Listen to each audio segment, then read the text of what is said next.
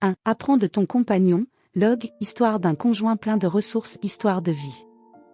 2. La réussite d'une personne, après laquelle elle court depuis si longtemps, en foulant aux pieds tous ses principes et ses fondements moraux, peut s'avérer trompeuse. Mais une telle victoire n'apporte pas toujours des fruits positifs. Parfois, la vie fait tout basculer à 180 degrés, et la personne qui semblait avoir reçu tout ce que l'on pouvait souhaiter, se retrouve dans un creux de vague. 3. C'est exactement ce qui s'est passé dans la vie de Jamie, qui a toujours voulu obtenir ce qu'il y avait de mieux dans sa vie. Il était persuadé qu'il s'en sortirait avec toutes ses décisions, qu'il serait dans une situation gagnant-gagnant. Mais en entrant dans la maison de campagne le matin, après une nuit orageuse et très mémorable, il n'avait aucune idée de ce qui l'attendait, et de la façon dont son insouciance et sa poursuite d'objectifs personnels, à l'encontre des normes de la morale et de tous les principes, pourraient se terminer. 4. *********. 5. Et toute l'histoire n'a pas commencé avec Jamie, ni même avec sa femme Kate, mais avec le père de celle-ci, Sandro. Dans une certaine mesure, il est impliqué dans tout ce qui s'est passé, car sans ses relations et sa renommée, il n'y aurait peut-être pas eu d'union matrimoniale. Si Sandro est né dans une famille ordinaire, on pourrait même dire pauvre. La mère élevait seule son fils, il y avait des moments où il n'y avait pas d'argent même pour les acquisitions nécessaires. Mais ce sont ces restrictions qui ont fait de lui un homme responsable et travailleur, qui accomplit son travail à 100% et le mène toujours à son terme. 7. Dès l'âge de 15 ans, Sandro a commencé à chercher son premier emploi à temps partiel. Malheureusement, il n'y avait pas beaucoup d'options, et il a donc dû accepter celle qu'il a trouvée. Mais à 18 ans, il s'est rendu compte que travailler pour quelqu'un n'était pas la meilleure option et qu'il devait donc accorder le plus d'attention et de zèle aux questions de formation et de développement dans sa propre direction. Il n'était pas si difficile d'élaborer une stratégie pour le développement de sa propre entreprise, comme on pourrait le croire à première vue, mais il était beaucoup plus difficile de gagner de l'argent pour réaliser tout cela. Le jeune homme n'a pas obtenu de prêt en raison de l'absence d'un emploi permanent et d'un salaire fixe, et la seule option était donc d'économiser de l'argent par ses propres moyens et de finaliser le plan d'entreprise de manière à obtenir un maximum de qualité avec un minimum d'investissement. Lui, il a donc fallu près de 10 ans pour lancer sa propre entreprise, et ce n'est qu'à l'âge de 27 ans que Sandro a pu obtenir d'excellents résultats et commencer à être rentable. Il s'est orienté vers l'entretien et la réparation d'appareils, y compris d'appareils ménagers et électroniques. L'une des tâches les plus difficiles a été de trouver d'excellents spécialistes prêts à travailler pour la première fois pour un salaire qui n'était pas le plus élevé du marché du travail. L'homme offrait des perspectives de carrière, très attrayantes, avec une augmentation de salaire correspondante en l'espace d'un an. Bien sûr, cette perspective n'a pas plu à tout le monde, mais certains ont décidé de soutenir le jeune entrepreneur et de travailler pour lui. 9. Dans la vie de Sandro, sa petite amie Kate, qu'ils connaissent depuis le lycée, joue un rôle très important. Elle l'a toujours soutenu et l'a même parfois aidé financièrement, alors qu'elle-même n'était pas dans la meilleure situation. Elle l'a soutenu dans toutes ses entreprises, est toujours restée à ses côtés, malgré les difficultés, et n'a jamais donné de raison de douter de sa loyauté ou de sa détermination à accompagner Sandro jusqu'au bout. C'est en grande partie grâce à son aide et à son soutien qu'il n'a pas baissé les bras et qu'il a pu atteindre les sommets auxquels il aspirait depuis si longtemps. L'amour a survécu aux moments les plus difficiles, et c'est pourquoi l'homme était totalement confiant dans ses sentiments et ses intentions, et que Kate l'aime pour rien, pas pour l'argent et certainement pas pour ce qu'il est un romantique, parce que Sandro pourrait disparaître toute la journée au travail. Elle l'aimait simplement pour ce qu'il était. Et c'est pourquoi, immédiatement après avoir obtenu les premiers succès dans la direction choisie des affaires, l'homme a décidé de faire une proposition de mariage et de cœur, dont la réponse a été positive. 11. Le mariage a eu lieu 6 mois plus tard. Il était petit, mais élégant et mémorable. Toutes les personnes les plus proches et les plus chères étaient présentes, et elles étaient sincèrement heureuses pour le couple. 12. Rapidement, les affaires se sont développées. Un grand nombre de commandes ont commencé à arriver, de sorte qu'il a été possible non seulement d'augmenter les salaires des employés, comme Sandro l'avait promis, mais aussi d'élargir le personnel, en attribuant quelques douzaines de postes vacants supplémentaires. Chaque année, l'entreprise devient de plus en plus prospère et célèbre. 13, 2 ans et demi après le mariage, alors que la situation financière du couple était déjà plus ou moins stable, les difficultés financières constantes et autres tensions ayant disparu, ce qui ne permettait pas de se détendre et de profiter pleinement de la vie, Kate a découvert qu'elle était enceinte. Elle était extrêmement heureuse de ce dénouement, car elle et son mari voulaient un enfant depuis le jour de leur mariage, mais pour une raison ou une autre, la grossesse tardait à venir et n'aboutissait pas. Et voici enfin 2 rayures heureuses sur le test suivant, dont le couple n'attendait rien. 14. Les futurs parents ont presque immédiatement commencé à se préparer à l'arrivée d'un bébé. Ils décident d'acheter non pas un simple appartement, mais une véritable maison de campagne, où il sera possible de profiter pleinement du bonheur familial. En outre, l'air frais sera bien plus utile à l'enfant que l'air de la ville. Il ne sera pas nécessaire de chercher constamment des endroits tranquilles pour se promener, car il y aura son propre grand territoire, où l'on pourra se sentir aussi calme et isolé que possible. 15. Acheter une maison avec ses propres économies, cela n'a pas fonctionné, et le couple a donc contracté un prêt hypothécaire, qui a d'ailleurs été remboursé en quelques années seulement. 16. La maison est rapidement rénovée, notamment pour préparer tout ce qu'il faut pour le futur bébé. Non seulement la chambre a été décorée, mais de nombreux meubles et appareils ont été achetés pour les soins et le développement complet de l'enfant, ainsi que pour la santé et le confort de la future mère. Le territoire de la maison et un espace pour des jeux communs en plein air ont été embellis. La question de la sécurité a fait l'objet d'une attention particulière, car la vie dans une maison de campagne n'est pas aussi calme que dans un appartement normal en ville. Quoi qu'il en soit, Sandro en était définitivement convaincu, et il n'y avait aucune possibilité de changer d'avis. 17. Sandro s'occupait de tout, et Kate avait donc beaucoup de temps pour se reposer et maintenir une santé et un bien-être normaux. C'était très important, car une absence prolongée de grossesse pouvait augmenter le risque d'une issue défavorable. C'est pourquoi la femme était extrêmement anxieuse au sujet de sa propre santé et de celle du futur bébé. 18. Le couple apprend bientôt qu'il aura une fille. Les désaccords sur le prénom étaient nombreux, mais le couple a finalement décidé de l'appeler Margot. C'est un très beau prénom. Et maintenant, le jour de l'accouchement approche. 19. Kate a d'abord été hospitalisée pour des raisons de conservation, car l'enfant était assez grand et il était donc possible qu'elle doive subir une césarienne. Mais tout s'est bien passé, sans intervention chirurgicale, et la jeune mère et sa fille ont pu rentrer chez elles. Elles ont été accueillies par des amis et des parents, et bien sûr par le joyeux nouveau père, qui ne pouvait pas trouver de place pour lui tant que sa femme préférée n'était pas à la maison. 20. Chérie, comme tu m'as manqué, l'homme a pressé sa femme, qui avait l'air très fatiguée et épuisée, je te promets que maintenant tout sera beaucoup plus facile. Je t'aiderai pour tout, si tu veux, nous engagerons une nounou qui t'aidera pour tout ce qui concerne le bébé, afin que ce soit plus facile pour toi, au moins au début. 21. L'homme a serré sa femme plus fort, après quoi il l'a embrassée sur le sommet de la tête et s'est rendu à la voiture où sa petite fille dormait dans le berceau. Il s'est doucement penché vers elle pour mieux voir chaque détail de son apparence, après quoi il a dit à peine audiblement. 22. Tu auras la vie la plus heureuse, ma petite. Je ferai tout pour que personne ne te fasse de mal et que tu sois heureuse jour après jour. Nous serons les meilleurs parents pour toi, tu verras, mon bébé. L'homme embrassa doucement sa fille sur le front, ce qui la fit frissonner, s'étirer et ouvrir les yeux. Un sourire est apparu sur son visage, comme si elle sentait que son père disait la vérité et qu'il serait toujours là pour elle. 23. C'est ainsi que commença la vie parentale heureuse du couple. Pour la première fois, Kate a eu recours au service d'une nounou, elle l'a aidé à gérer les particularités de la maternité et lui a donné l'occasion de se reposer après l'accouchement. Mais dès l'âge de 3 mois, la femme a assumé seule tous les devoirs de la maternité, refusant de recevoir une aide extérieure. Elle aimait passer du temps avec sa petite fille qui, chaque mois, se réjouissait de ses succès en matière de développement et d'acquisition de nouvelles compétences. 24. Le bébé plaisait également à ses parents par son excellente santé et son caractère calme, elle se comportait calmement dans presque tous les environnements, pleurait rarement, même pendant la période où elle faisait ses dents. Elle pouvait facilement être confiée aux grands-parents, à l'ami de Kate, elle ne pleurait pas et jouait gaiement avec de nouvelles personnes, ce qui permettait aux parents de passer du temps ensemble sans anxiété ni inquiétude.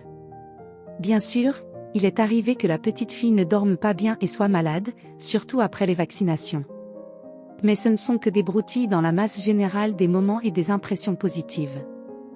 25. Margot grandit, termine avec succès l'école maternelle, puis l'école publique. Oui, il a été décidé d'inscrire la petite fille dans une école publique afin qu'elle ait plus de possibilités de se réaliser à l'avenir. En outre, les parents étaient convaincus que c'est dans une école privée que leur fille serait traitée de la meilleure façon, qu'elle recevrait un bagage de connaissances complet et qu'elle serait aidée à décider de l'orientation de sa vie. 26. Dès l'âge de 14 ans, il est apparu clairement que l'orientation la plus intéressante pour Margot était directement liée au travail de son père. Elle aimait la direction, elle montrait de l'intérêt et développait des stratégies pour augmenter la productivité du personnel, que son père, de temps en temps, lui permettait d'essayer sur ses employés. Tout le monde était compréhensif et il n'y avait pas de problème dans l'entreprise. 27. Une jeune fille a obtenu son diplôme avec mention. Elle a suivi les traces de son père et s'est donc distinguée par son assiduité et sa diligence à résoudre divers problèmes liés à l'organisation de la gestion et à l'augmentation de la productivité du travail. Certaines des mesures qu'elle a proposées se sont révélées très efficaces et ont été utilisées dans l'organisation de son père. Margot a fait de son mieux pour gagner la confiance de son père et obtenir l'opportunité de travailler dans l'organisation à l'un des postes de direction. Cependant, Sandro ne voulait pas que sa fille obtienne tout si facilement. Il était tout à fait conscient du temps et des efforts nécessaires pour parvenir à quelque chose dans cette vie, et il voulait que Margot se rende compte de cela aussi. 28. Écoute, mon rayon de soleil, a commencé à dire Sandro pendant le dîner, un soir où sa fille a recommencé à parler de son désir d'entrer dans son entreprise après avoir terminé sa 11e année. Pour occuper un poste de direction, il faut avoir un diplôme universitaire. Vous ne pouvez pas arriver dans une entreprise et prétendre pouvoir obtenir immédiatement un poste élevé. Vous devez gagner non seulement ma confiance, mais aussi celle de tous les employés, afin qu'ils soient heureux de travailler sous vos ordres. Si tu ne consacres pas suffisamment de temps et d'efforts à ton éducation, il est très probable que tu n'auras pas la meilleure réputation. Et toi, en tant que ma fille, tu es soumise à des normes plus élevées, que tu dois respecter afin de montrer l'exemple au reste d'entre nous. 29. Pour obtenir un emploi dans votre entreprise, je dois donc obtenir un diplôme universitaire? Ne puis-je pas étudier et travailler en même temps, par exemple en suivant un cours par correspondance? Je suis sûre que je vais réussir, donc vous n'avez pas à vous inquiéter de mes résultats scolaires. Mais je ne veux pas passer 4 ans de plus dans l'enseignement supérieur sans aucune pratique, c'est une perte de temps inutile. Faisons un compromis, j'irai à l'université et vous me laisserez travailler dans l'entreprise, au moins à temps partiel, pour que j'acquière de l'expérience. 30. Jeune fille, on entend dans sa voix que Sandro n'est pas très heureux de cet arrangement, l'option de travailler jusqu'à ce que j'obtienne ma formation ne me convient pas. Tu peux proposer tes projets et visiter l'entreprise pendant tes études, mais je ne peux pas te donner un emploi à part entière. Lorsque tu auras terminé tes études et que tu m'auras apporté ton diplôme, nous parlerons de ton emploi dans l'entreprise. En attendant, votre travail consiste à étudier avec assiduité et à acquérir la théorie, sans laquelle la pratique ne peut être couronnée de succès. N'oubliez pas que les grandes choses ne sont faites que par des personnes qui ont consacré beaucoup de temps à l'éducation. La précipitation dans la gestion des personnes est tout simplement inacceptable, vous devez comprendre exactement que vos actions affecteront la vie des autres et que vous serez tenu pour responsable de tout cela. À ce stade, je considère que le sujet est clos et je propose donc de poursuivre le dîner dans un silence agréable. 31. Kate n'entrait jamais dans les conversations entre sa fille et son mari. Elle savait parfaitement que les deux avaient raison jusqu'à un certain point, et elle a donc décidé de rester neutre et de ne soutenir personne. 32. Après la phrase de Sandro, il y eut un silence complet à table.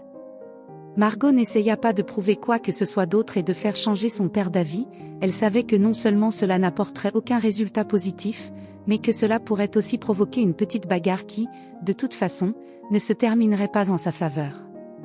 La seule solution serait de faire des études, comme l'a dit l'homme, et d'essayer ensuite d'obtenir à nouveau un poste très décent dans son entreprise. 33. En 20 ans, l'entreprise a fait d'incroyables progrès dans sa direction. Elle avait des succursales dans tout le pays et une réputation très positive. Le nombre d'employés dépassait les 2000 personnes et la rentabilité était donc également très élevée. 34. Sandro a adopté une position de développement et d'investissement, et la plupart des fonds ont donc été investis dans la construction de nouvelles succursales et la promotion dans de nouvelles localités. L'entreprise a souvent dû faire face à une très forte concurrence, et il lui a donc fallu plusieurs années pour se développer dans sa direction et gagner la confiance de ses clients potentiels. 35. La responsabilité au sein de l'entreprise était effectivement élevée, en particulier dans le segment de la gestion. Nous devions constamment contrôler la qualité et l'assiduité des employés, suivre l'absentéisme, les indicateurs de performance et planifier en conséquence pour maintenir les performances de l'entreprise à un niveau élevé.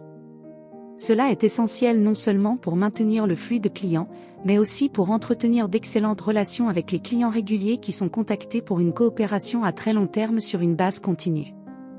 36. En conséquence, Margot a passé avec succès tous les examens d'entrée et s'est inscrite à l'université pour obtenir un diplôme en ressources humaines et en gestion des performances de l'entreprise. Ce furent 4 longues années d'études qui parurent interminables à Margot. 37. Cependant, la jeune fille s'est vite rendue compte qu'étudier à l'université n'était pas la pire des idées, car c'est là qu'elle a rencontré un homme qui a conquis son cœur dès les premières minutes. En conséquence, ses études ont été reléguées au second plan, et le premier a été Jamie, le garçon le plus populaire de l'université, qui n'avait qu'un an de plus qu'elle. Il étudiait l'économie et jouait dans l'équipe de football locale, il avait un corps séduisant et gonflé à bloc et un charisme incroyable. Bien sûr, tout cela ne pouvait qu'attirer l'attention de l'extérieur, et c'est pourquoi des foules de filles lui couraient après. 38. Jamie vivait dans une famille de la classe moyenne. Ses parents étaient professeurs au gymnase, en général, le bien-être de la famille était convenable. Mais le jeune homme ne pouvait s'offrir aucun luxe. Il avait pourtant fière allure, il combinait avec compétence les couleurs et les nuances de sa garde-robe, ce qui faisait que même les éléments vestimentaires les plus simples se transformaient en une image élégante, ce qui montrait immédiatement que ce garçon s'y connaissait en matière de mode. 39. Il a joué dans l'équipe de football dès le premier jour d'école. Il était évident qu'il suivait son uniforme et qu'il pratiquait donc activement le sport. On a même dit qu'après tous les cours, il se rendait dans des sections fermées, mais il ne l'a jamais confirmé. Margot a remarqué Jamie lors d'un match de football, auquel toutes les filières devaient se rendre sans exception pour soutenir l'équipe de l'université. En général, beaucoup de filles regardaient le garçon, chuchotaient et prenaient même des photos, de sorte qu'il était extrêmement difficile de ne pas le remarquer. 40. Margot n'a pas montré beaucoup d'intérêt pour ce garçon au début, car elle s'est rendue compte qu'elle n'avait pas besoin d'une telle compétition et qu'elle n'était pas prête à s'humilier comme toutes les autres filles juste pour l'attention de ce garçon. Finalement, la seule décision qu'elle a prise a été d'oublier tout cela et d'attendre le résultat. Si ce garçon est son destin, la vie les réunira tôt ou tard. Et si ce n'est pas le cas, pourquoi a-t-elle besoin de lui? Elle peut trouver une relation pour le plaisir sans trop de problèmes, parce qu'elle est une fille importante et très belle. 41. Peu après le match de football, il y a eu une fête fermée entre les étudiants les plus cools de l'université. Bien sûr, Margot a été invitée, non seulement parce que tout le monde connaissait très bien les activités de sa famille, mais aussi en raison de son apparence brillante et mémorable et de son mode de vie actif. La jeune fille a participé à tous les concours et à toutes les représentations possibles, dans certains domaines, elle a obtenu des succès très impressionnants. Inutile de dire qu'elle ne le faisait que pour s'amuser à l'école? Il lui semblait qu'une simple étude ne visant pas un poste de direction, dont elle connaissait tout, et comportant un grand nombre de disciplines inutiles en première année, ne faisait que l'ennuyer, et elle essayait donc de s'amuser par tous les moyens possibles. Il était important pour Margot de trouver des cours qui n'amèneraient pas ses parents à l'appeler pour lui dire qu'elle n'était pas sérieuse dans ses études, mais qui, au contraire, la féliciteraient. Elle a donc décidé de s'inscrire à toutes les compétitions qui n'avaient lieu que dans l'établissement d'enseignement supérieur, de s'inscrire à la chorégraphie et à la gymnastique, d'aller au cheerleading et même de s'essayer au chant. 42. Margot a réussi à sécher presque la moitié des cours à l'université en toute impunité, sans conséquences négatives. Elle aimait même certaines orientations, elle aimait la chorégraphie et les divers concours organisés dans cette direction. Elle étudiait très assidûment, comme dans toutes les autres directions, ne se montrant que sous son meilleur jour, de sorte que les professeurs des classes supplémentaires décidaient indépendamment de la retirer de ses pairs pour des cours supplémentaires ou la préparation de la prochaine représentation importante. 43. La fête promettait d'être grandiose, c'est pourquoi la jeune fille s'y préparait avec le plus grand soin. Dès qu'elle est rentrée chez elle, à la fin des cours en binôme, elle s'est préparée. Margot savait qu'il y aurait beaucoup de garçons formidables à la fête, qui, comme elle, avaient été actifs et motivés pendant leurs études universitaires. Peut-être y rencontrerait-elle quelqu'un avec qui elle voudrait passer un moment agréable ou même construire une relation, c'est pourquoi elle devait se montrer sous son meilleur jour. 44. Il convient de noter que Margot ne s'est pas beaucoup efforcée de construire une relation sérieuse. Bien sûr, l'exemple de ses parents l'inspire et lui fait croire en l'amour, mais elle se rend compte qu'il s'agit plutôt d'une exception à la règle, et non de la règle elle-même. C'est pourquoi elle s'est montrée plutôt froide envers ses nombreux prétendants, ne laissant personne s'approcher trop près d'elle pour la blesser. Elle pensait que si le destin décidait que tel ou tel type était son âme sœur, avec qui elle devrait passer toute sa vie, elle le sentirait sans aucun doute. En attendant, elle ne faisait que s'amuser, changeant constamment de mec et ne montrant de réels sentiments pour aucun d'entre eux. 45. L'image de la fille pour la fête était tout simplement incroyable. Elle portait une courte robe rouge qui mettait parfaitement en valeur sa silhouette, elle s'était coiffée et maquillée de manière expressive et attrayante pour être au centre de l'attention. Le tout était complété par des talons aiguilles rouges, qui ajoutaient non seulement de la féminité, mais aussi une note de beauté fatale, visible de loin. La jeune fille aimait s'habiller de façon voyante et se mettre en valeur, et c'est pourquoi, lorsqu'elle est descendue de sa chambre pour dire au revoir à ses parents et se rendre à la fête, ils n'ont même pas été surpris par une autre tenue voyante et provocante. La seule chose que son père a dite en partant a été 46. Les roses, bien que très belles, ont beaucoup d'épines et semblent agressives, mais elles sont très délicates et fragiles. Il est facile de les casser, et il faut surtout le faire après quelques piqûres, c'est pourquoi il faut être prudent. Nombreux sont ceux qui aiment les fleurs, mais rares sont ceux qui les apprécient. 47. Son père lui disait toujours quelque chose en guise d'adieu, chaque fois que Margot allait à telle ou telle fête ou même simplement sortir avec ses amis, dont certains qu'elle présentait même à sa famille. Il était évident qu'il était très inquiet pour sa fille et qu'il ne voulait pas qu'elle soit blessée par qui que ce soit. Cela dit, il ne s'est pas ouvertement immiscé dans sa vie. On apprend tout de ses propres erreurs, et les ordres et instructions d'autrui ne mènent à rien de bon. Il gardait donc une certaine neutralité et se contentait de quelques remontrances, comme pour prévenir sa fille du danger. Mais celle-ci se contentait de sourire à chaque fois, sans rien répondre. 48. Margot arriva bientôt à l'adresse de la fête. C'était une maison de campagne, immense et chic. Elle était illuminée par des centaines de guirlandes, on entendait de la musique forte dans le voisinage, il était clair que c'était l'endroit où se déroulait la fête. À l'entrée du terrain se tenait un agent de sécurité à l'allure intimidante. Il a vérifié le nom de la jeune fille, l'a inscrit sur les listes et l'a ensuite autorisée à pénétrer sur le territoire. Il était évident que personne n'était autorisé à pénétrer sur le territoire et que la fête promettait donc d'être grand. 49. Il n'y avait pas seulement les étudiants de première année, comme elle le pensait, mais tous les étudiants de l'université qui avaient réussi dans une direction ou une autre, qui avaient une bonne réputation parmi les autres étudiants, ou qui étaient simplement les favoris de beaucoup. La plupart d'entre eux se tenaient en petits groupes, discutaient entre eux, riaient et s'amusaient. Mais il y avait aussi ceux qui, comme Margot, étaient seuls, se promenant dans le parc et regardant autour d'eux. Apparemment, des fêtes sont organisées ici assez souvent et l'atmosphère est donc inoubliable. Une grande quantité d'accessoires de fête, de l'alcool, des snacks, une piscine froidement décorée et une aire de loisirs sur une petite place derrière la maison. Tout est bien disposé et permet de se détendre complètement. C'est ce que décide de faire la jeune fille, qui prend une canette avec un cocktail, vérifie qu'elle est bien fermée, puis commence à la boire et à se promener tranquillement sur le territoire. 50. Il y avait très peu de personnes qu'elle connaissait. Il y avait surtout des hommes très mûrs qui étaient apparemment en dernière année de lycée. Plusieurs fois, ils l'ont approchée pour faire connaissance, mais après ses réponses froides et indifférentes, ils ont décidé de continuer à s'amuser. Elle a vu Jamie et, pour une raison qu'elle n'a pas comprise, elle a senti son cœur battre un peu plus vite. C'était une sensation qu'elle n'avait pas ressentie depuis longtemps, et elle fut surprise de la réaction de son corps. Elle ne savait pas trop quoi faire, alors elle s'est figée et a regardé dans sa direction. Le type l'a senti et s'est retourné exactement dans la direction où se tenait Margot. Il a levé la main et lui a fait un signe de la main, qu'elle lui a rendu. 51. Après être restée quelques secondes au même endroit, la jeune fille se rendit compte qu'il était temps d'arrêter de regarder le garçon et de repartir dans l'autre sens. Elle ne savait pas vraiment ce qui l'avait poussée à agir de la sorte, car auparavant, elle avait été très froide envers les hommes et ne les saluait même pas la plupart du temps. Et encore moins de rester là à fixer un homme pendant quelques minutes, même après qu'il l'ait manifestement remarqué. Sa fierté l'en empêchait, et là, c'était comme si elle avait oublié ce que c'était et qu'elle ne pouvait pas s'empêcher de regarder un garçon. 52. Cette situation l'avait déstabilisée. La jeune fille était un peu confuse et même contrariée de ne pas s'être montrée sous son meilleur jour, ou plutôt sous un jour inhabituel pour elle.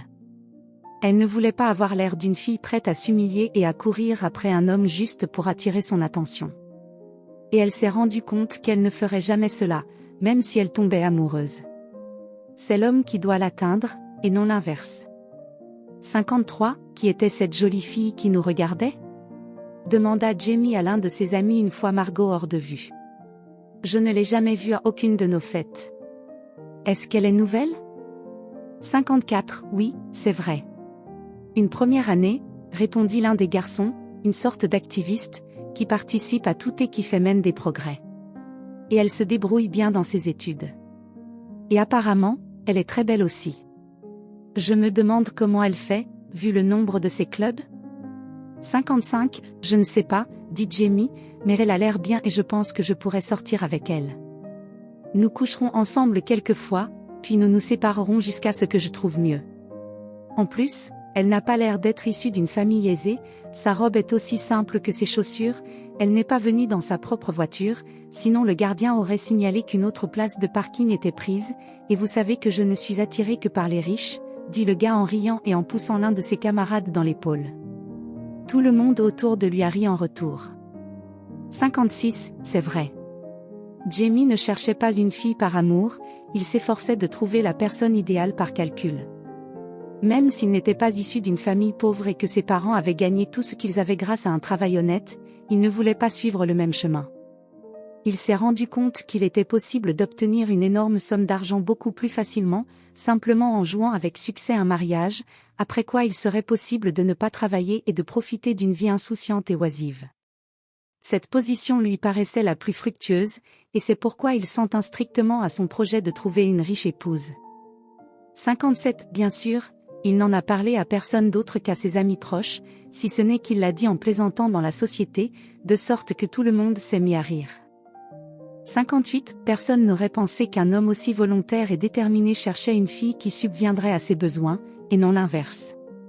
Tout le monde était sûr qu'il serait un bon mari et qu'il trouverait un bon emploi après avoir obtenu son diplôme. Cependant, personne n'a supposé qu'il n'allait pas travailler du tout. 59. Là, tu te trompes, mon ami, répondit le second, qui avait l'air distant, mais qui écoutait attentivement toute la conversation des amis, elle est exactement issue de la classe aisée. Ses parents possèdent une grande entreprise qui, ces dernières années, a ouvert des succursales dans tout le pays. Je ne sais pas pourquoi elle ne le montre pas, les filles riches le font généralement, mais je suis presque sûre que c'est son père qui dirige cette entreprise. Mes parents ont un contrat pour des services réguliers, et je l'ai même vu venir quelquefois avec ses employés pour contrôler le succès du travail et mettre en place de nouvelles options pour rendre l'entreprise plus productive. Je vous suggère donc de regarder de plus près cette gale. 60. À ce stade, Jamie réfléchit sérieusement à ce qu'il va faire de cette fille. Extérieurement, elle est extrêmement séduisante, mais en même temps, elle semble arrogante et inaccessible, et par conséquent, il faut vraiment faire des efforts pour obtenir ses faveurs.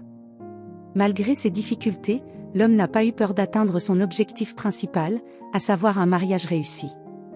Il a dû réfléchir à un plan qui, une fois mis en œuvre, peut donner des résultats très attrayants.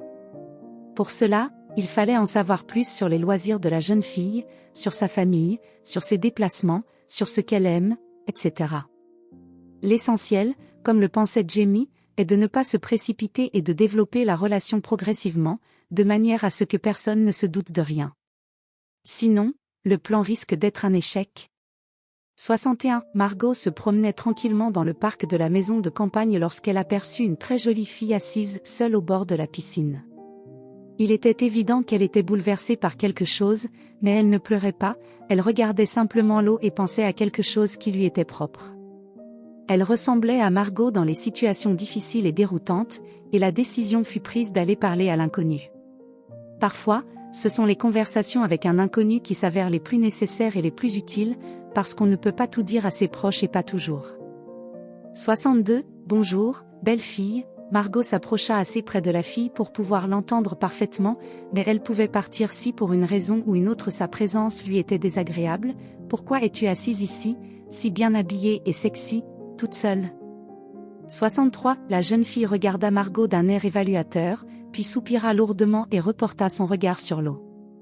Le silence se prolongea quelques minutes, puis l'inconnu se décida à répondre à la question. 64. Aujourd'hui, j'ai rompu avec mon petit ami, à cause duquel j'ai eu une grosse dispute avec mes parents il y a quelques mois, et maintenant je suis toute seule. Demander pardon à qui que ce soit, je ne veux pas, et dire qu'ils avaient raison quand ils ont dit qu'il était une crapule, je ne veux pas non plus. Je ne sais pas quoi faire dans cette situation. Mon père m'a dit que tant que je sortirais avec ce type, je n'aurais plus de parents. Mais maintenant, je ne communique pas avec lui, mais je ne communique pas non plus avec mes parents, parce qu'ils ne sont pas au courant. De toute façon, la situation est vraiment merdique, et je ne peux rien y faire, dit la jeune fille en prenant une grande inspiration et en continuant à regarder l'eau. 65. Ce n'est pas une situation agréable, répondit Margot, mais si on y réfléchit, on peut toujours trouver une meilleure solution. Alors, si tu ne veux pas parler de la rupture, laisse quelqu'un d'autre le dire à tes parents. Ainsi, tu ne seras pas humilié, tes parents seront au courant de tout et communiqueront à nouveau normalement avec toi. Margot s'assit à côté de l'inconnu et mit ses pieds dans l'eau de la piscine. L'eau était étonnamment chaude, bien qu'on soit déjà au milieu de l'automne. 66. Oui, ton plan est très intéressant, répondit la jeune fille, mais le problème, c'est qu'il n'y a personne pour annoncer notre séparation à mes parents. J'ai emménagé ici il y a seulement 2 semaines et j'ai été transférée dans une nouvelle université, je ne me suis donc pas fait d'amis. J'ai passé tout mon temps libre avec mon petit ami, qui s'est avéré être une personne horrible et m'a largué quelques jours avant mon anniversaire. Et maintenant, je suis assise dans un endroit bizarre et j'évacue mes frustrations auprès d'une fille étrange qui essaie de résoudre tous mes problèmes. Quelle ironie! 67. Margot est amusée par la déclaration de l'inconnu. Elle est elle-même comme ça, complètement autosuffisante, forte et indépendante, qui ne veut pas s'ouvrir aux autres et montrer ses émotions.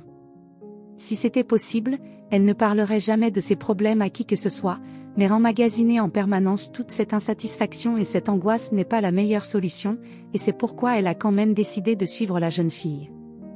68. Bon, alors on va arranger ta situation et se faire de nouveaux amis. Je m'appelle Margot, j'étudie apparemment dans la même université que toi, en première année de management et de gestion de la productivité ou quelque chose comme ça, commença la jeune fille en racontant une longue histoire sur elle-même. 69. Margot a donné tous les détails de base sur sa vie, a partagé quelques malentendus avec ses parents et a parlé de ses endroits préférés. Le récit n'était pas long, mais très instructif, et il était donc déjà possible de se faire une certaine idée de la personne. Bien sûr, de nombreux moments ont été omis, car il est impossible de raconter toute une vie en quelques minutes. Et il n'était pas nécessaire de raconter tous les petits détails. 70. Bon, Margot a fini son histoire, maintenant c'est à ton tour de parler de ta vie et de te plaindre de l'injustice de la vie. Elle a souri, ce qui l'a nettement plus favorisé que l'histoire. 71. Je m'appelle Mel, répondit la jeune fille. Il y a quelques mois, j'ai déménagé dans cette ville avec ma famille pour que mon père puisse continuer son service et que je puisse étudier dans un établissement supérieur décent. 72. La jeune fille a également donné quelques détails sur son enfance, mentionnant même son premier amour. Elle explique les difficultés de communication avec ses parents, parle de son ancien jeune homme et de l'orientation qu'elle a choisie. Elle parle assez longtemps, ajoutant de plus en plus de détails à son histoire. Margot ne l'a pas interrompue, mais l'a écoutée attentivement, posant parfois des questions de clarification. 73. Les filles ont passé toute la soirée ensemble, à bavarder à cœur ouvert. Après avoir fait connaissance, elles se sont aperçues qu'elles avaient pas mal de sujets en commun et même des problèmes similaires dans leur vie. Qu'il est intéressant pour elles de passer du temps ensemble et de partager des histoires drôles de la vie, qui parfois les font non seulement sourire, mais rire de bon cœur. 74. La soirée passe vite, et au moment où Margot et Mel commencent à regarder autour d'elles, elles se rendent compte que presque tout le monde est déjà parti, et qu'il est donc temps pour elles de rentrer chez elles. Elles ont convenu de se retrouver à l'université le lendemain pour discuter de la manière de résoudre le problème de Mel avec ses parents et de leur dire qu'elle ne voyait plus son ex-petite amie. 75. Dès le matin, Margot avait préparé un plan pour annoncer aux parents de Mel sa rupture avec son ancien jeune homme. Comme la jeune fille le pensait elle-même, ce plan était parfait et devait donc fonctionner de la meilleure façon possible. Il ne restait plus qu'à clarifier tous les petits points, après quoi il serait possible de passer à la réalisation. Les filles se retrouvèrent à l'entrée de l'université, comme convenu, et Margot passa directement au plan. 76. Est-ce que tu ne verrais pas d'inconvénient à ce qu'un ami que tu as rencontré à l'université vienne te rendre visite pour quelques heures? Demanda Margot avant d'exprimer son projet. 77. Je pense que ma mère n'y verra pas d'inconvénient, et mon père est au travail de toute façon, il ne se soucie pas du tout de mes amis, répondit Mel, puis haussa les épaules et se tourna vers sa nouvelle connaissance. Qu'est-ce qu'il y a? Qu'est-ce qu'il y a? Tu veux venir me voir? 78. Eh bien, comment dire, il faut que je vienne te voir, et pendant que tu seras parti quelque part, comme rencontrer le livreur de notre pizza, je discuterai gentiment avec ta mère et lui dirai en passant que tu es célibataire maintenant. Elle finira par savoir que tu es célibataire, ne manquera pas de le dire à ton père, et tu n'auras rien à faire pour cela. Bien sûr, il y aura certainement des questions sur les raisons pour lesquelles tu ne lui as pas dit toi-même et bla, bla, bla, mais tu te débrouilleras toute seule, n'est-ce pas? Margot se tourna vers son amie, qui ne savait plus où donner de la tête et la regardait fixement après l'annonce du plan. 79. Ça a l'air d'être un bon plan. Je te présenterai comme ma meilleure amie avec qui je suis en contact depuis que j'ai emménagé, et ensuite il n'y aura plus qu'à prendre le relais. Je n'ai qu'à jouer mon rôle à la perfection, et je n'ai pas à me soucier d'obtenir un bon résultat pour mon problème. Je ne sais pas si ma mère me demandera pourquoi je ne lui ai pas parlé de la rupture, elle a l'habitude que je ne lui dise jamais rien, mais la situation devrait s'améliorer.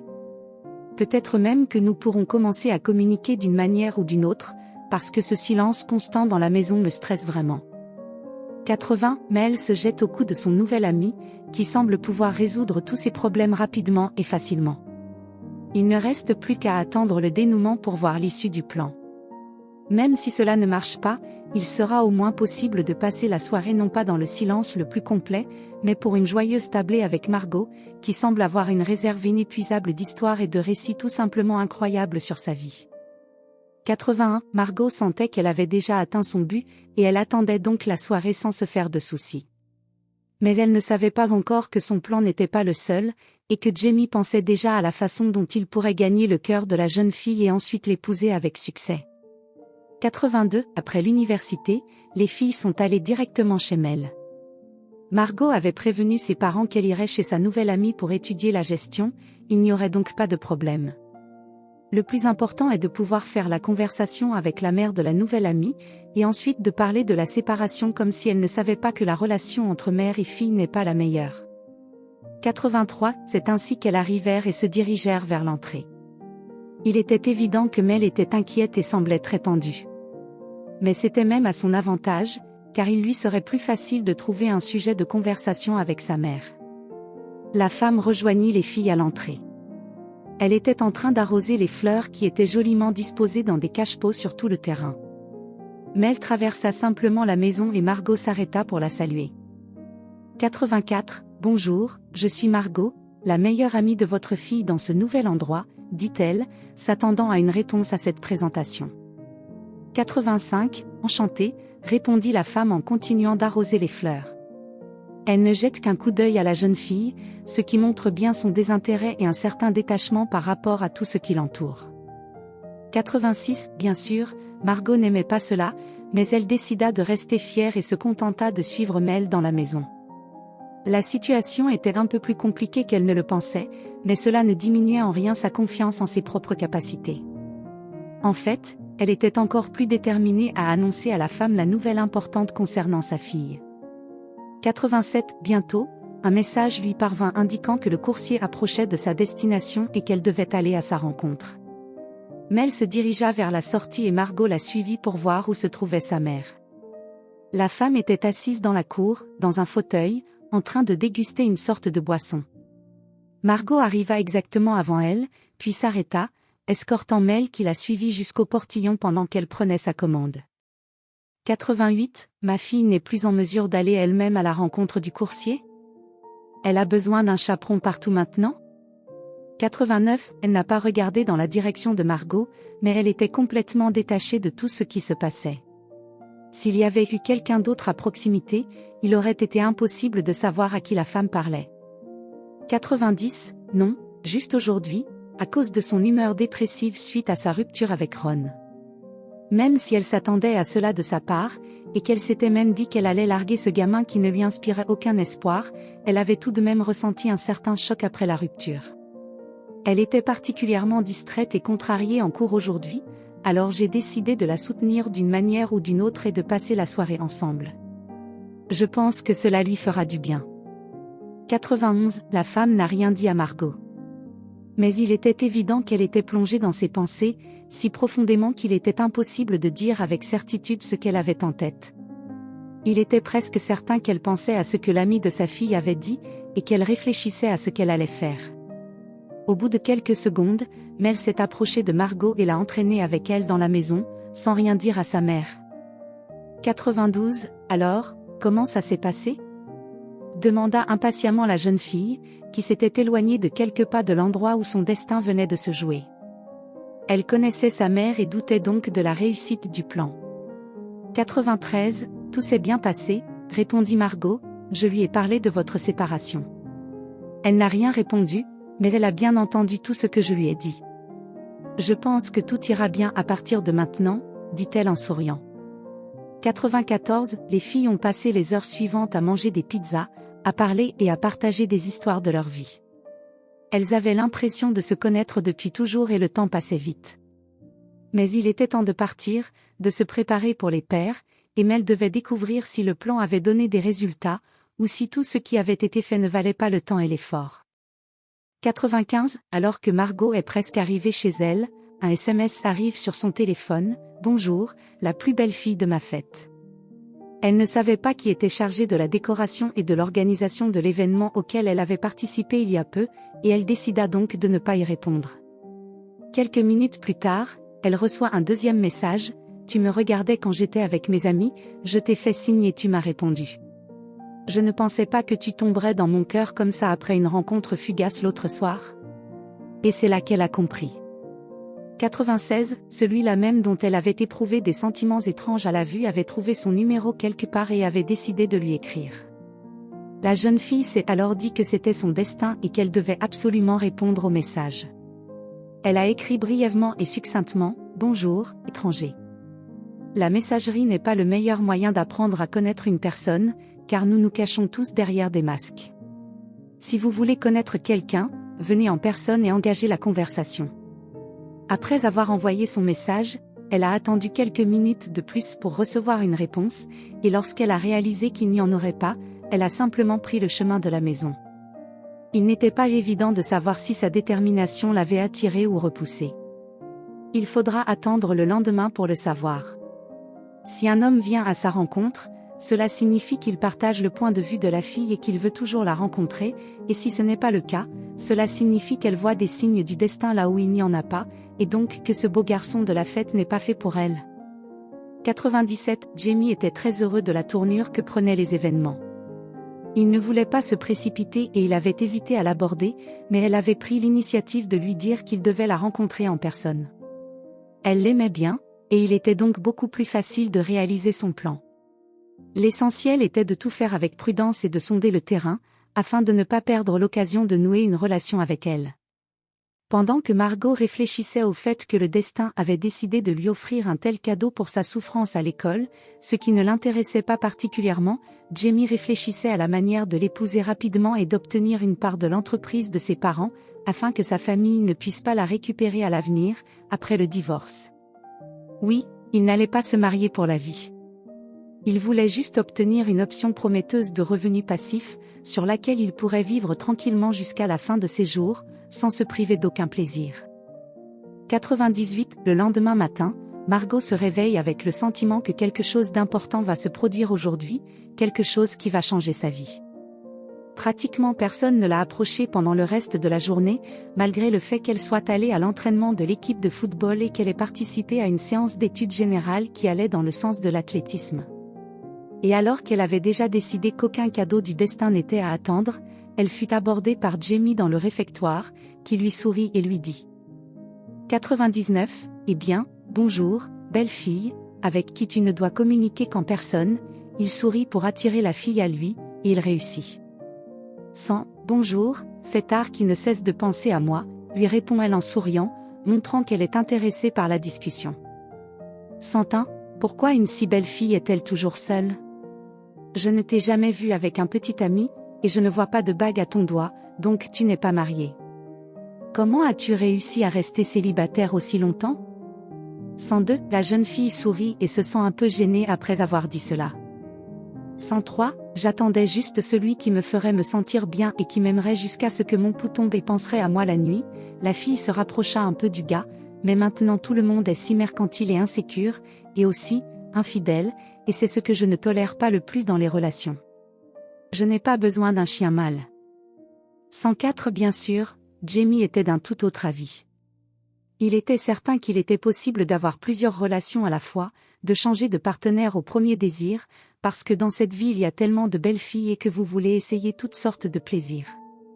Mais, bien sûr, il ne pouvait pas dire cela à la fille qu'il allait épouser dans le futur, même si c'était pour des raisons de commodité. 105, tu as raison, poupée, l'adultère est une chose terrible. Je ne l'approuve pas moi-même, et c'est pourquoi je cherche celle avec qui je vivrai toute ma vie, pour le meilleur et pour le pire, tu sais. Le garçon fait un clin d'œil et sourit à nouveau. 106, je vois. Je pense que nous sommes très semblables sur ce point, car je cherche aussi celle avec qui je vivrai toute ma vie. Mais comme il est difficile de trouver une telle personne. 107, peut-être devriez-vous simplement regarder autour de vous et vous verrez qu'il y a déjà une telle personne avec qui vous pouvez vivre une vie longue et heureuse. Il suffit de regarder d'un peu plus près ce qui t'entoure. 108, bien sûr, le type faisait allusion à lui-même, et Margot le comprenait parfaitement. Dans l'ensemble, elle aimait bien le jeune homme, il avait un bon caractère et était très séduisant et viril. La jeune fille aimait aussi ses paroles, il lui semblait qu'il le disait du fond du cœur, les cours de théâtre que le jeune homme avait suivis n'étaient certainement pas passés inaperçus. 109, le couple parle de rien pendant quelques minutes encore, puis le garçon invite la fille à un premier rendez-vous dans un restaurant près de l'université. Il fut décidé d'y aller juste après les couples, pour ne pas reporter la rencontre. Margot a apprécié cet arrangement, parce que la confiance et la détermination, c'est l'une des qualités d'un homme qu'elle apprécie beaucoup. Elle a écrit un message à sa mère pour lui dire qu'elle serait un peu en retard après les couples, puis elle est sortie avec un homme qu'elle trouvait parfait. Le couple a discuté de tout et de rien pendant quelques minutes, après quoi il a proposé à la jeune fille de sortir pour un premier rendez-vous dans un restaurant près de l'université. Il a été décidé d'y aller juste après les couples, pour ne pas repousser la rencontre. Margot a apprécié cet arrangement, car la confiance et la détermination sont des qualités qu'elle apprécie beaucoup chez un homme. Elle a écrit un message à sa mère pour lui dire qu'elle serait un peu en retard après les couples, puis elle a eu un rendez-vous avec un homme qui, selon elle, était tout simplement parfait. 110, le rendez-vous s'est très bien passé. Le couple a ri et discuté de moments agréables de leur vie. Jamie pouvait aborder n'importe quel sujet de conversation et il était donc très agréable de communiquer avec lui. Il faisait constamment rire Margot, racontait des blagues et se comportait même parfois de manière un peu ridicule, mais la jeune fille aimait ça. Elle se sentait bien en sa compagnie et elle décida que c'était l'homme que le destin lui avait donné et qu'elle ne devait pas le rater. 111, Jamie a fait tout ce qui était possible pour plaire à la jeune fille et pour maximiser sa sympathie. Lors d'un rendez-vous, il a fait ce qu'il n'aurait jamais fait avec une fille normale, il s'est comporté stupidement en public, ce qui l'a mis très mal à l'aise et l'a même un peu irrité, mais la priorité était d'atteindre l'objectif. Margot devait l'aimer et la faire tomber amoureuse de lui. Et il y est parvenu. 112, après la fin du rendez-vous, dès que Margot est rentrée chez elle, sa mère l'a appelée pour une conversation sérieuse. Il s'est avéré que son amie était passée par le café où Margot avait passé du temps avec Jamie, et Kate voulait donc discuter de choses très importantes avec sa fille. Bien sûr, Elle ne veut pas s'immiscer dans sa vie privée, ni influencer la décision d'une manière ou d'une autre, mais elle doit avertir sa fille. 113, chérie, commença sa mère lorsque Margot s'assit à côté d'elle, je sais que tu as un jeune homme et que tu m'en aurais parlé le moment venu, mais il faut vraiment que je te parle, attendit-elle la réaction de sa fille, se demandant ce qu'elle devait dire ensuite pour être bien comprise. 114, maman, je sais tout, que je dois finir mes études, que je ne dois penser qu'à m'instruire, à trouver un emploi dans l'entreprise de mon père, etc. Je sais qu'il ne faut pas mettre sa carrière entre parenthèses à cause d'une relation et que tous les hommes ne sont pas bons. Je me souviens de toutes nos conversations précédentes, donc tu n'as pas à t'inquiéter. Je peux aller dans ma chambre maintenant ? 115, non, ma fille, ce n'est pas ce que je voulais te dire. Oui, tu as raison, les études passent avant tout, mais il y a toujours de la place pour l'amour, sinon comment ton père et moi pourrions-nous être ensemble ? Nous avons tous les deux étudié, nous avons tous les deux travaillé, mais nous avons trouvé le temps d'être ensemble. Notre amour a survécu à toutes les épreuves, et c'est ainsi que nous avons réalisé qu'il était sincère, et c'est pourquoi nous avons décidé de marcher main dans la main pour le reste de notre vie, sourit la femme. 116, alors, de quoi voulais-tu parler ? Demanda Margot à sa mère. 117, du fait que tous les hommes n'ont pas les bons objectifs. Certains veulent vraiment fonder une famille et vivre toute leur vie avec une seule personne, tandis que d'autres ont des motivations purement égoïstes. Notre famille a une entreprise très célèbre, par conséquent, un grand nombre de personnes peu sympathiques peuvent apparaître autour de vous. Toutes ces personnes poursuivront leurs propres objectifs, essaieront de tirer profit de la communication ou même de la relation avec vous, et vous devez vous y préparer. 118, maman, l'interrompt Margot, je sais tout cela aussi. Mon père m'a déjà fait la leçon la dernière fois, lorsque j'ai ramené à la maison non pas un petit ami, mais juste un ami. J'essaierai de faire attention à ce que je choisis, d'accord ? Mais on ne peut pas savoir quel genre de personne on va avoir dans notre vie, qu'elle soit bonne ou moins bonne, ce ne serait pas drôle de vivre comme ça. La seule chose que je peux vous promettre, c'est que j'essaierai de ne pas faire d'erreur, mais je ne peux pas vous garantir que je n'en ferai pas. Voyons ce qui se passe, et ensuite nous ferons avec les choses comme elles viennent. Je pense que c'est l'option la plus logique pour notre situation. Et maintenant, je vais dans ma chambre pour préparer les binômes de demain. Margot n'a pas attendu de réponse, elle est allée dans sa chambre. 119, Kate a chuchoté qu'elle était restée seule dans le salon. 120, la relation entre Margot et Jamie progresse rapidement. Le couple passait presque tous les jours ensemble. Ils allaient dans des cafés et des restaurants, s'asseyaient ensemble à la cantine de l'école, il la raccompagnait chez elle, après quelques semaines, il commença à la rencontrer avant les cours. Parallèlement, Margot a réussi à consacrer beaucoup de temps à sa nouvelle amie Mel, avec qui elle a passé des soirées pyjama, s'est rendue ensemble dans des bars locaux, a visité des expositions et a même choisi un nouveau petit ami pour elle. 121, après que Margot a révélé sa relation avec Jamie, Mel s'est montrée un peu méfiante, car il avait déjà essayé de nouer une relation avec elle. 122, quand je suis arrivée ici, dit Mel à sa nouvelle amie, il a tout de suite commencé à faire attention à moi. Tout le monde l'a remarqué, mais j'avais une relation avec Ron, et bien sûr, je n'ai même pas pensé à lui rendre l'appareil. Pour être honnête, après la rupture, j'ai pensé à appeler Jamie et à lui demander de me rencontrer, de coucher avec lui juste pour le plaisir, parce que tant de filles disaient qu'il était vraiment cool à ce sujet. Mais je ne l'ai jamais fait. Et puis je t'ai rencontré, et d'une certaine manière, je n'ai pas eu envie de le rencontrer.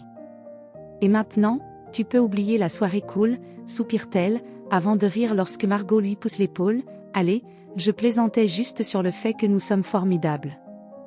123, les filles rient. Bien sûr, Margot savait que son amie n'était pas sérieuse, mais l'idée que Jamie change de fille comme de gants n'était pas vraiment agréable non plus. Bien sûr, il lui avait dit que beaucoup de filles étaient attirées par lui, d'autres avec lesquelles il avait essayé de nouer des relations, mais il s'était rendu compte qu'elles étaient trop mercenaires et infidèles, et d'autres encore qui inventaient des histoires sur ces liaisons. En général, le gars essayait juste de trouver la bonne, et autour de lui se développaient des rumeurs et des histoires étranges qui n'avaient rien à voir avec sa vie.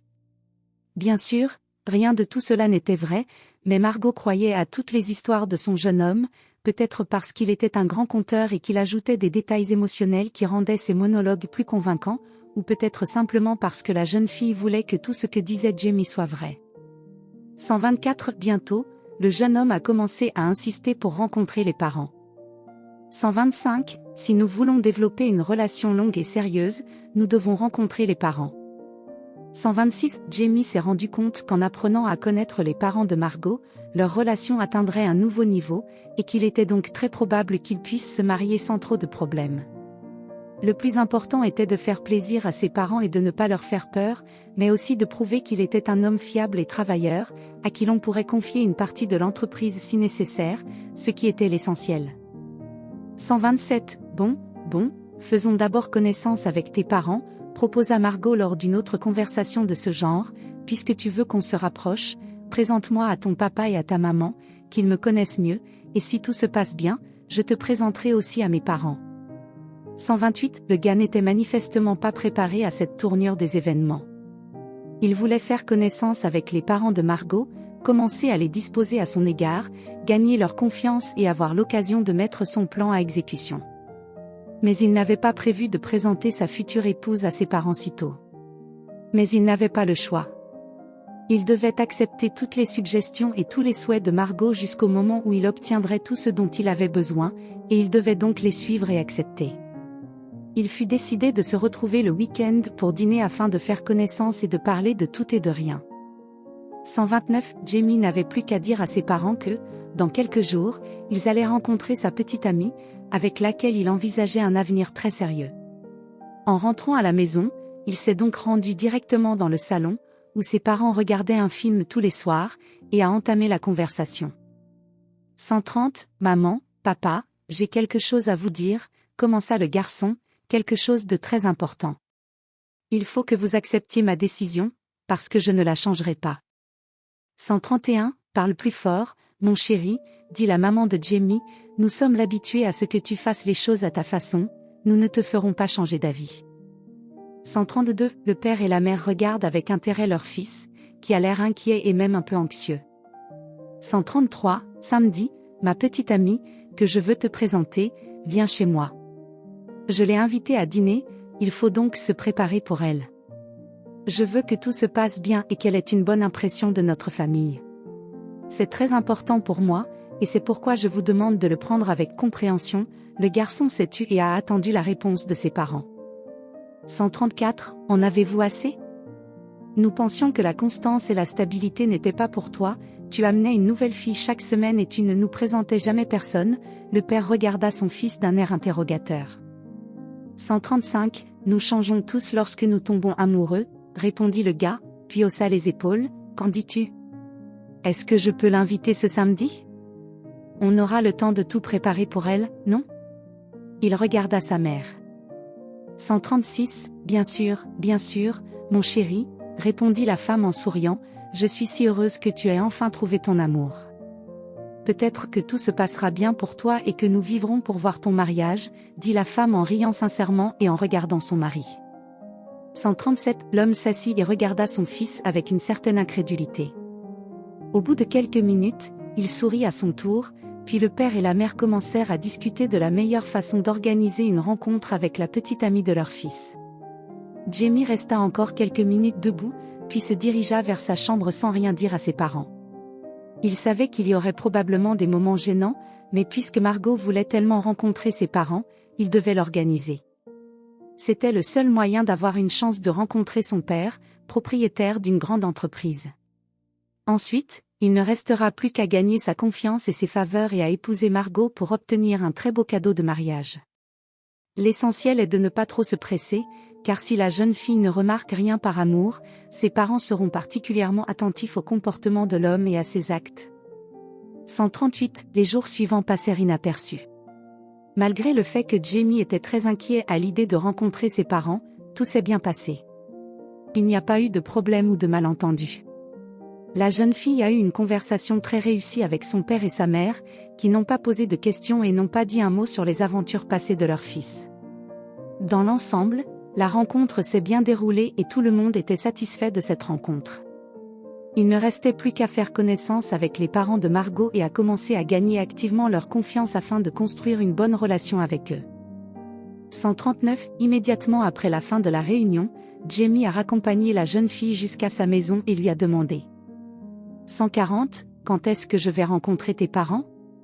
J'ai hâte de connaître les gens qui ont élevé un tel ange, dit-il en embrassant la main de Margot, puis en la regardant fixement. 141. Je ne pensais pas que cela valait la peine de se précipiter pour les connaître. Mon père est un homme très particulier, il ne te fera peut-être pas la meilleure impression. Je pense qu'il vaut mieux vous présenter un peu plus tard, quand il se rendra compte que notre relation est suffisamment sérieuse. 142. Eh bien, non, poupée, cela ne me semble pas être une bonne option. Pour cela, pour prouver à tes parents que je suis sérieux, il suffit que tu les rencontres, et alors ils se rendront compte que leur fille est entre de bonnes mains et ils cesseront de s'inquiéter pour toi.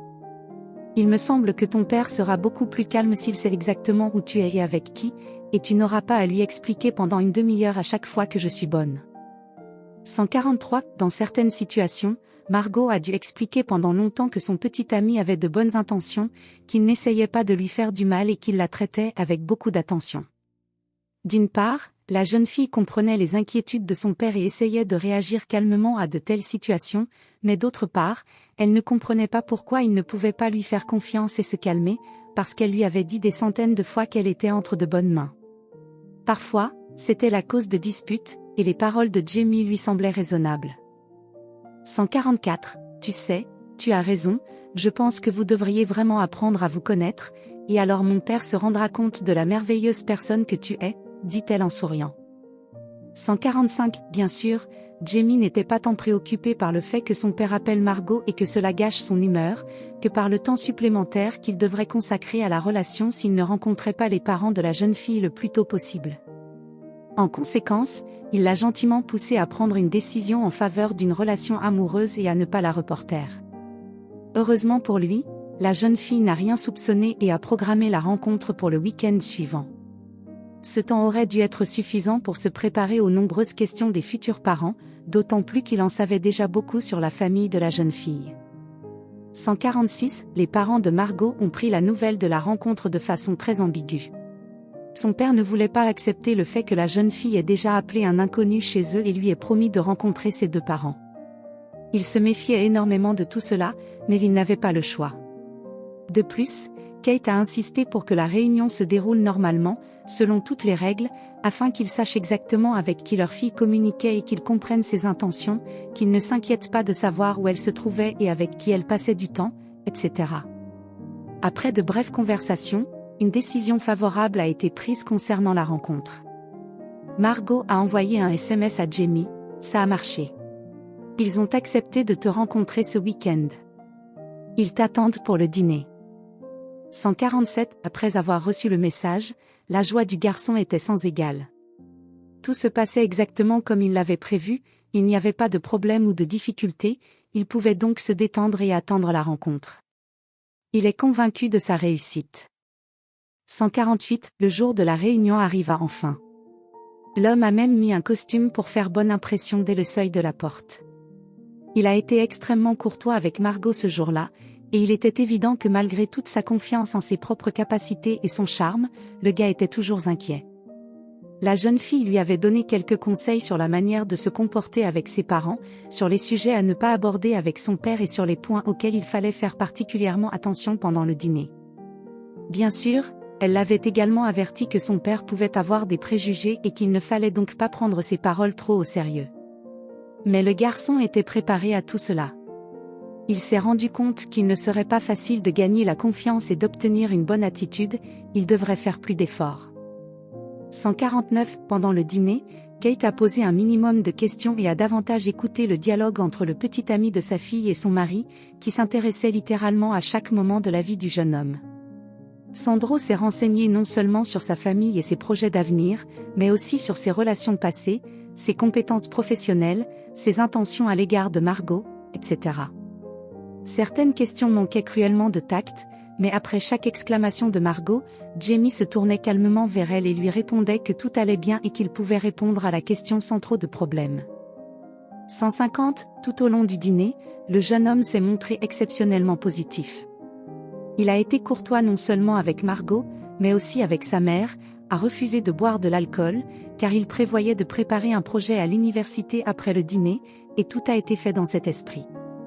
D'une manière générale, il s'est présenté sous un jour exceptionnellement positif afin d'obtenir l'autorisation de nouer une relation avec leur fille.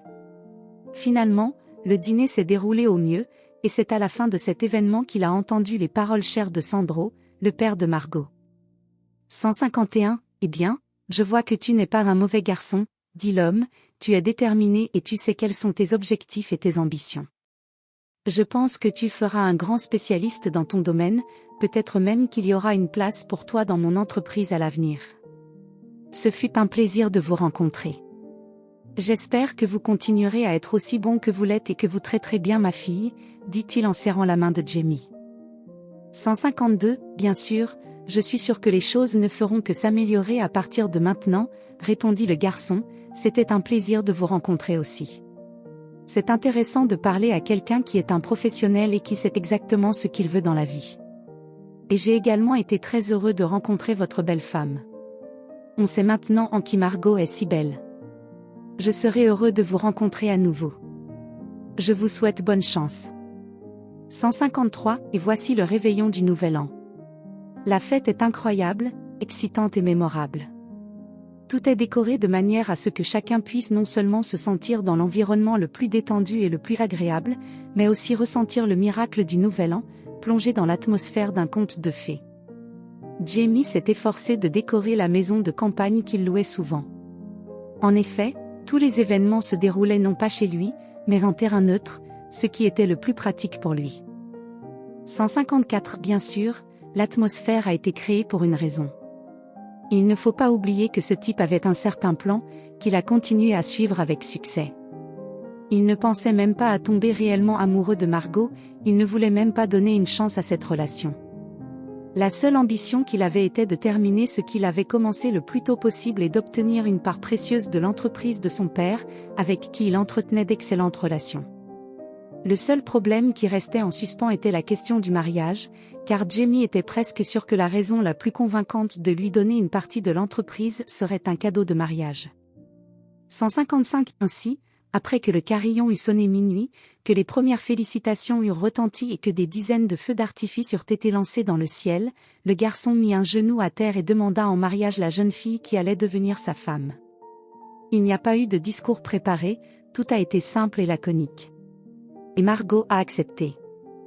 156. La décision de faire une demande en mariage est venue à l'esprit du garçon au moment où il réfléchissait à la manière de s'y prendre pour minimiser la probabilité de recevoir un refus.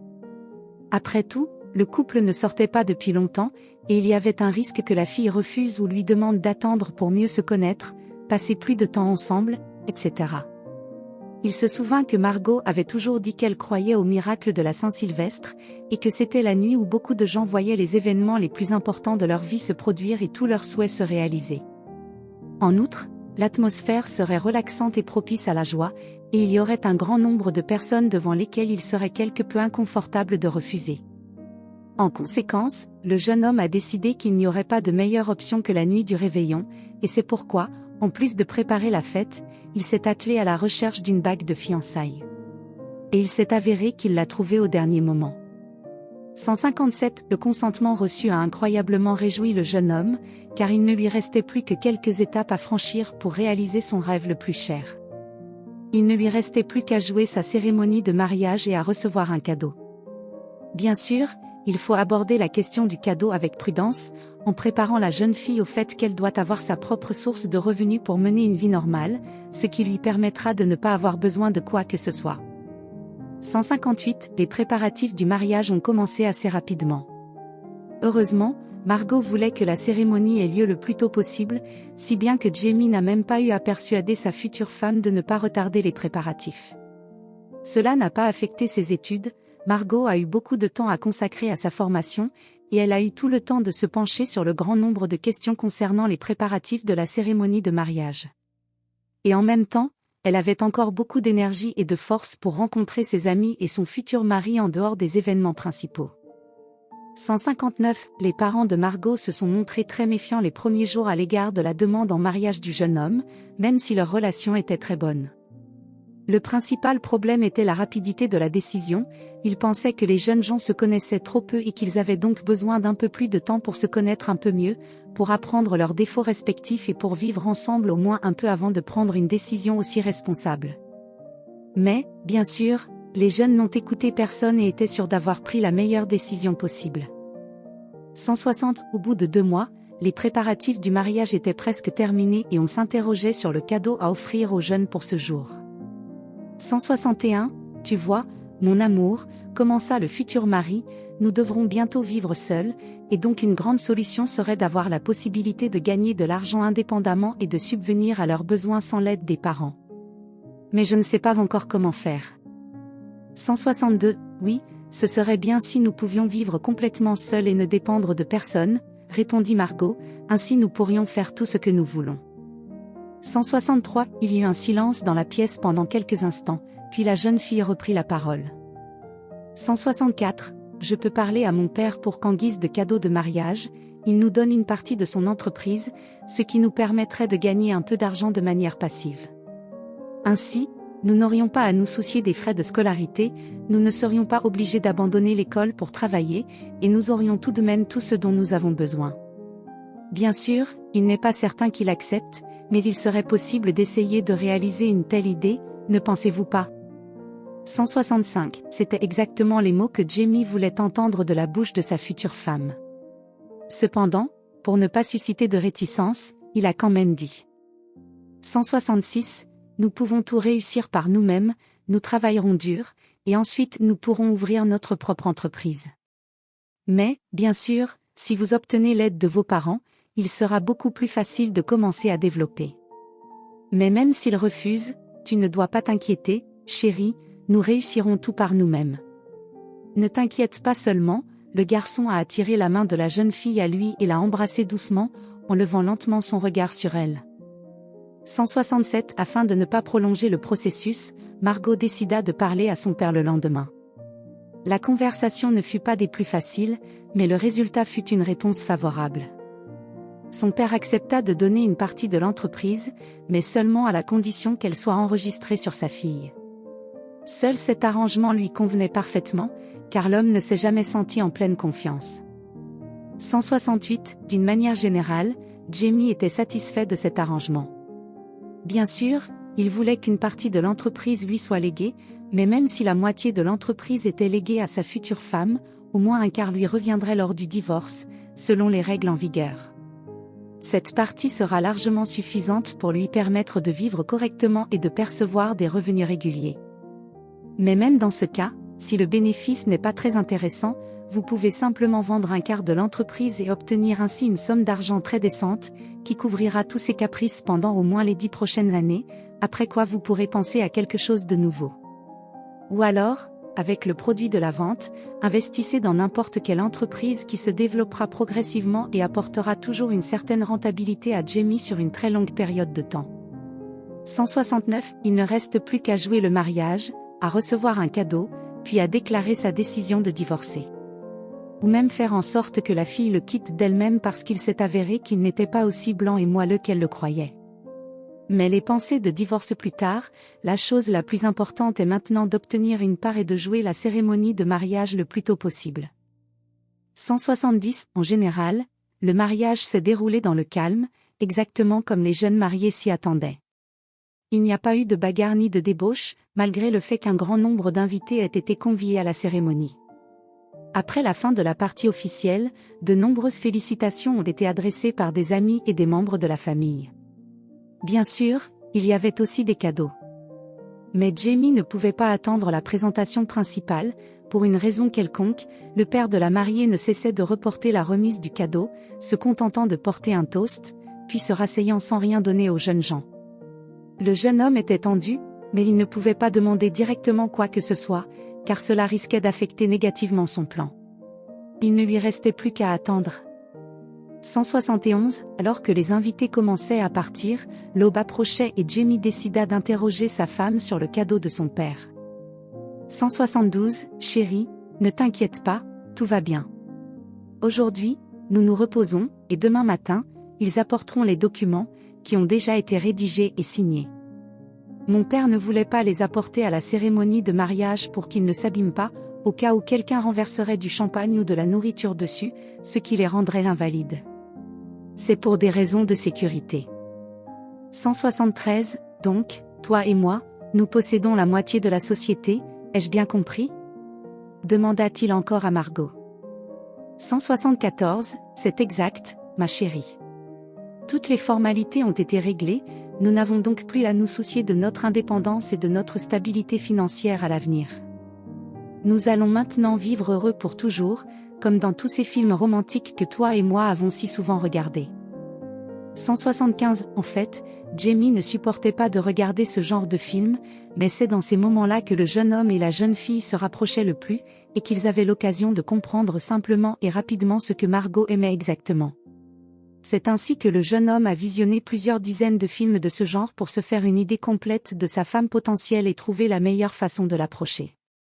En outre, c'est à partir des films qu'il a compris comment se comporter au mieux avec Margot, pour qu'elle soit folle de lui.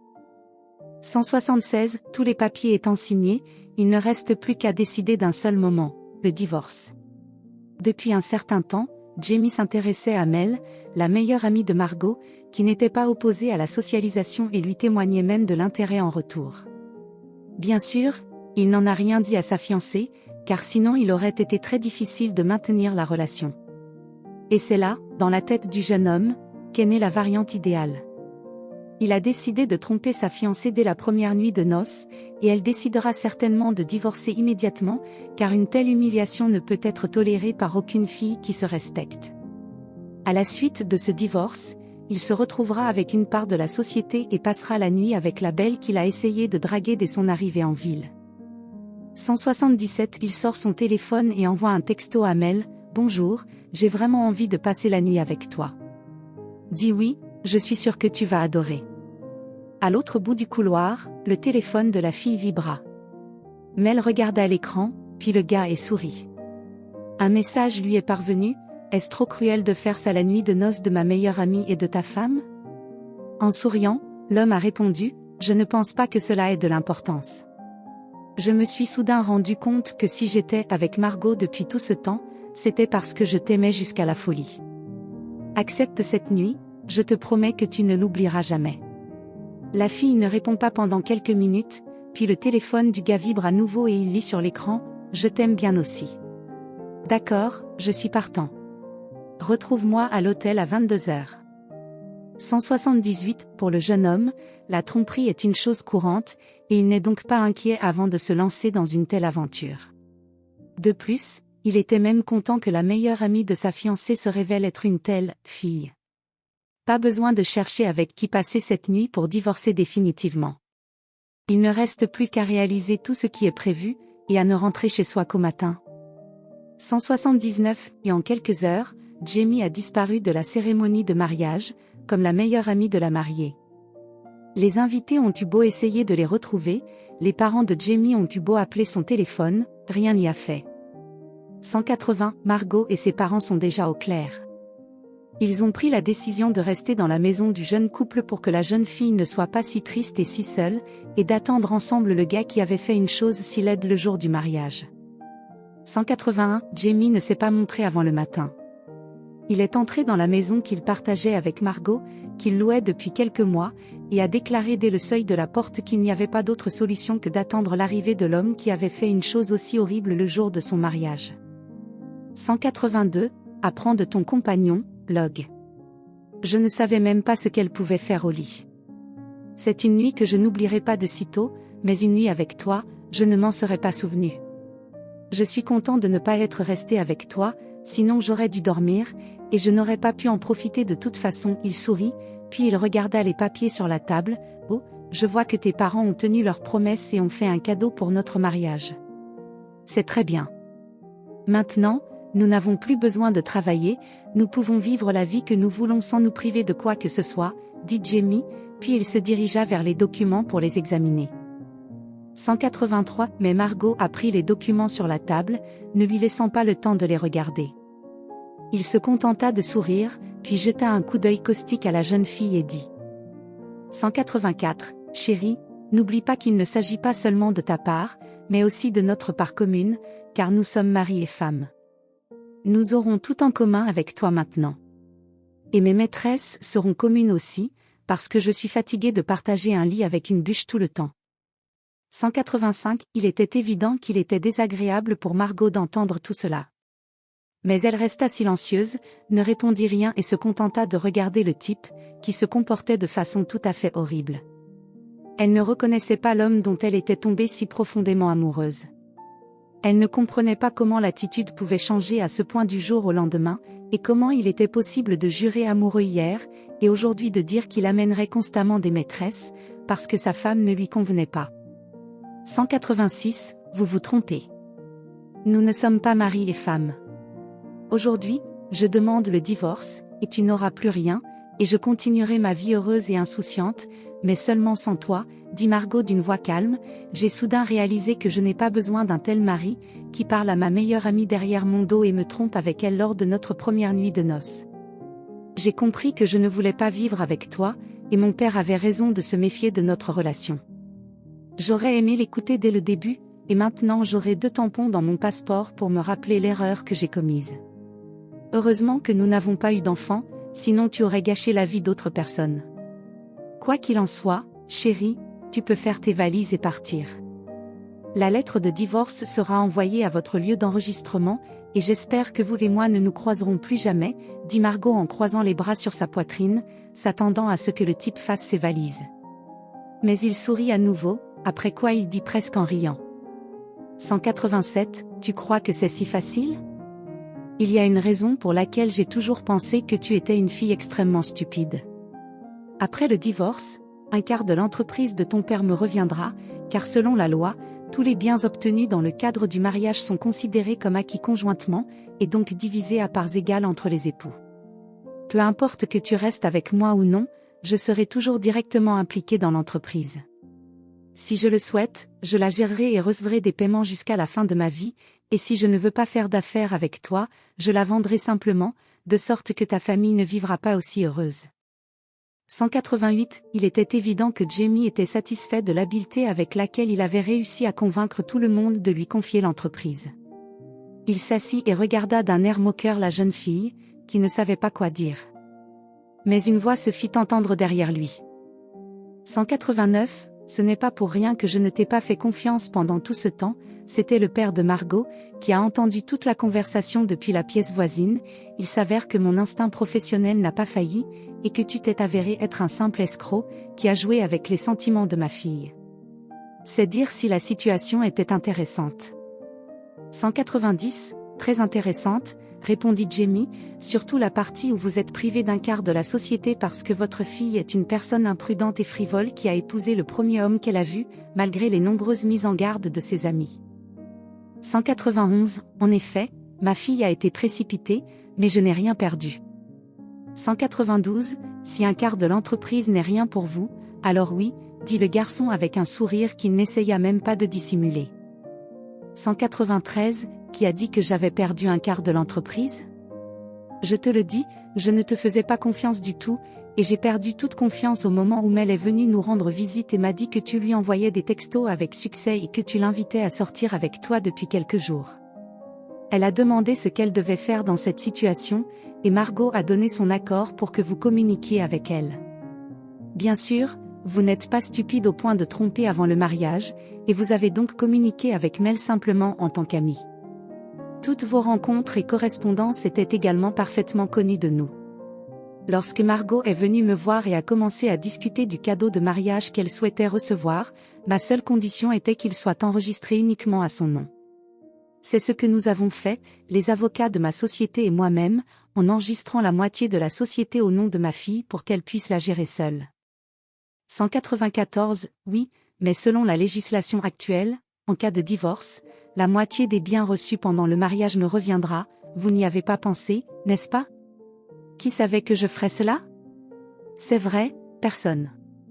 195. Oh, par contre, poursuit Sandro, nous savions que tu ne te comporterais pas de la meilleure façon.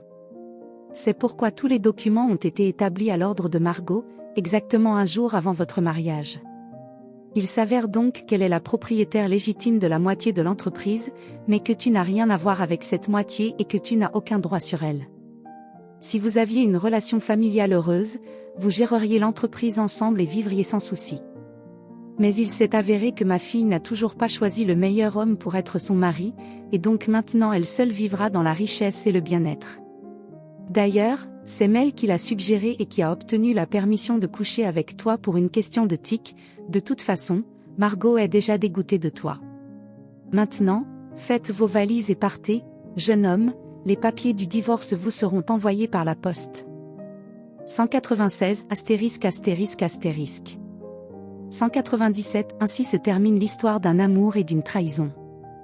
Il s'avère que dans la vie, tout n'est pas aussi simple qu'il n'y paraît à première vue, et que même l'amour le plus pur et le plus sincère peut s'avérer être une tromperie. Tout le monde des contes de fées peut être construit uniquement pour atteindre des objectifs personnels égoïstes. Mais la règle du boomerang fonctionne toujours, et chacun recevra donc une récompense et une punition pour ses actions.